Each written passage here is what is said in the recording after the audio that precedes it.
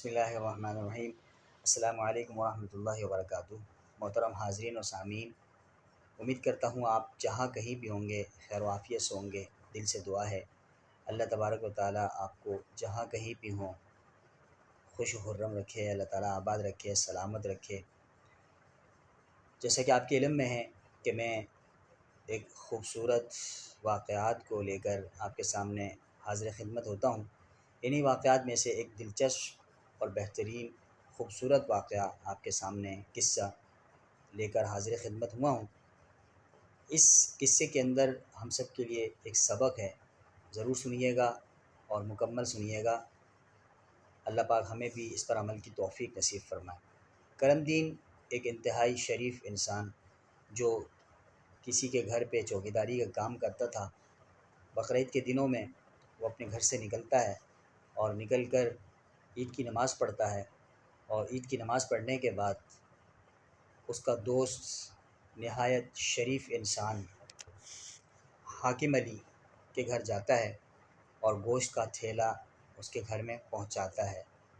حاکم علی یہ وہ شخص تھا جو کرم دین کے ساتھ چوکیداری میں دونوں ایک ہی گھر میں شریک تھے اور ایک گھر میں دونوں چوکیداری کا کام کرتے تھے۔ اچانک حاکم علی کی طبیعت بگڑتی ہے اور اس کا انتقال ہو جاتا ہے۔ حاکم علی اپنی 4 بیٹیاں یتیم چھوڑتے ہوئے دنیا سے چلا جاتا ہے۔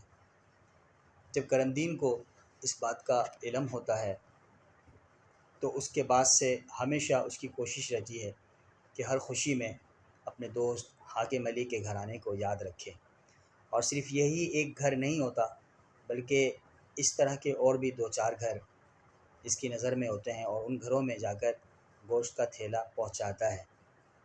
کرم دین بقرعید کے دنوں میں اپنے گھر سے نکلتا ہے اور عید کی نماز ادا کرتا ہے۔ نماز کے بعد وہ لوگوں کے گھروں میں جا کر گوشت جمع کرتا ہے، اور انتہائی خوددار انسان ہونے کے باوجود اپنے دوست حاکم علی کے گھرانہ کو دیکھ کر اور ان کی یتیم بچیوں کو دیکھ کر وہ اپنی خودداری کو توڑتے ہوئے بھی لوگوں کے گھروں میں جاتا ہے اور گوشت جمع کر کے 3-4 تھیلا جمع کر کے وہ ان بیوہ گھرانوں میں وہ تھیلا پہنچاتا ہے۔ آج بھی حاکم علی کے گھر جب وہ تھیلا پہنچاتا ہے تو حاکم علی کی بیوہ خاتون اس کو شکرانے کے طور پر یہی کہتی ہے کہ کرم دین، ہمارے پاس صرف آپ کے لیے دعاؤں کے علاوہ اور ہمارے پاس شکرانے کے اور کوئی چیز نہیں ہے۔ اللہ آپ کو بہت بہت صلہ دے، بہت بہت اجر عظیم عطا فرمائے۔ کرم دین جب اس بیوہ خاتون کے یہ الفاظ سنتا ہے تو سننے کے بعد اس کی ایک تڑپ اور جاگتی ہے اور آنکھوں سے بے اختیار آنسو نکل آتے ہیں۔ کرم دین کہتا ہے، میری بہن، یہ میرا احسان نہیں ہے بلکہ یہ میری ذمہ داری اور میں اپنا فرض سمجھتے ہوئے آپ کی خوشی میں شریک ہونے کی پوری کوشش کرتا ہوں۔ کرم دین یہ کہتا ہوا اپنے گھر کی طرف لوٹتا ہے۔ لوٹنے کے بعد جب راستے میں چلتا ہے، اس کے پاس سائیکل ہوتی ہے، سائیکل میں خون کے کچھ نشانات اور کچھ گوشت کے چیتڑے لگے ہوتے ہیں۔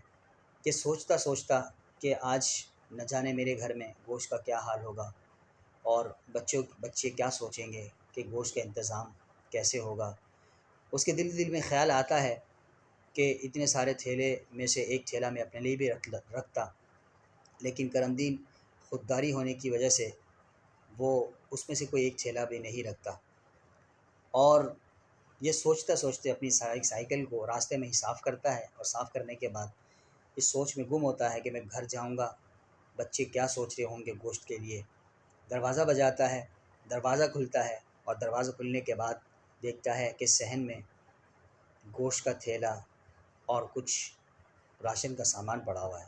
کرم دین دیکھ کر حیران و پریشان ہو کر اپنی بیوی سے پوچھتا ہے، یہ سب کیا ماجرا ہے؟ تو اس کی بیوی کہتی ہیں، ہمیں تو کچھ بھی معلوم نہیں ہے، ایک شخص آیا تھا، وہ آ کر ہمیں کہا کہ یہ سب سامان کرم دین کو دے دینا، اور یہ ایک خط دیتا ہے کہ یہ خط اس شخص نے دیا ہے، اس خط کو آپ پڑھ لیں۔ کرم دین جب وہ خط پڑھتا ہے تو خط کو پڑھنے کے بعد اس کی آنکھوں میں آنسو جاری ہوتے ہیں اور رو پڑتا ہے، اور اس خط میں یہ لکھا ہوتا ہے کہ کرم دین، آج تک میں اپنے آپ کو بہت بڑا سخی سمجھتا تھا، اور اتنا بڑا سب کچھ ہونے کے باوجود میں آج تمہارا مقابلہ نہیں کر سکا۔ تم میرا ملازم ہو، لیکن ملازم ہونے کے باوجود تم مجھ سے بڑے سخی نکلے۔ کرم دین، میں نے تمہارا پیچھا کرتے ہوئے معلوم کر لیا کہ تم کس طریقے سے لوگوں کے گھروں میں گوشت جمع کرتے ہو، اور تمہاری اپنی ضرورت ہونے کے باوجود بھی تم کس طریقے سے بیوہ گھرانوں میں گوشت پہنچاتے ہو۔ یہ تمہاری خودداری کو دیکھ کر میرا دل اتنا بڑا خوش ہوا ہے کہ آج کے بعد سے میں نے صرف تمہارا اس عمل کو دیکھ کر میں یہ فیصلہ کرنے پر مجبور ہوا ہوں کہ جتنے گھرانے میں تم نے یہ گوشت پہنچائے ہیں، ان سب گھرانے اور بشمول تمہارا گھر، سب کے ذمہ داری میرے اوپر ہے۔ آج کے بعد سے ان گھرانوں میں راشن اور گوشت کا انتظام میری طرف سے ہوگا۔ فقط و سلام، تمہارا سیٹھ۔ وہ دیکھ کر رو پڑتا ہے، اور کرم دین دل ہی دل میں یہی کہتا ہے، اللہ کا کرنا ایسا ہوتا ہے کہ جو انسان کسی انسانیت کی خدمت کے لیے نکلتا ہے تو اللہ اس کے لیے راہیں کھولتا چلا جاتا ہے۔ اسی لیے ہمیں چاہیے کہ ہر انسان کے دکھ درد میں، اس کی مصیبت میں، اس کی پریشانی میں ہم کام آئیں، اور کم از کم اپنی مالی اعتبار سے نہ ہو، کم از کم ایسی گفتگو یا ایسی بات چیت کریں کہ جس سے اس کے غم ہلکا ہوں۔ اللہ تعالیٰ مجھے اور آپ کو بھی بقرعید کے آنے سے پہلے پہلے اس کے لیے ہمیں ضرور سوچنا چاہیے، اور سوچنے کی توفیق عطا فرمائے۔ ہمارے جاننے والوں میں بھی کئی گھرانے ایسے ہو سکتے ہیں کہ ہم اپنے خاندان میں جھانکیں اور دیکھیں کہ نہ جانے کون سا ایسا گھر ہے کہ جو پورے سال بھر میں صرف اس انتظار میں رہتے ہیں کہ بقرعید آئے گی تو ہمیں گوشت کا کھانے کو نصیب ہوگا۔ تو آئیے ہم ایسے گھر تلاش کرتے ہیں، اور تلاش کر کے ہم ان کو اپنے طور پر گوشت پہنچانے کی کوشش کرتے ہیں۔ اللہ تعالیٰ مجھے اور آپ کو عمل کی توفیق نصیب فرمائے۔ السلام علیکم ورحمۃ اللہ وبرکاتہ۔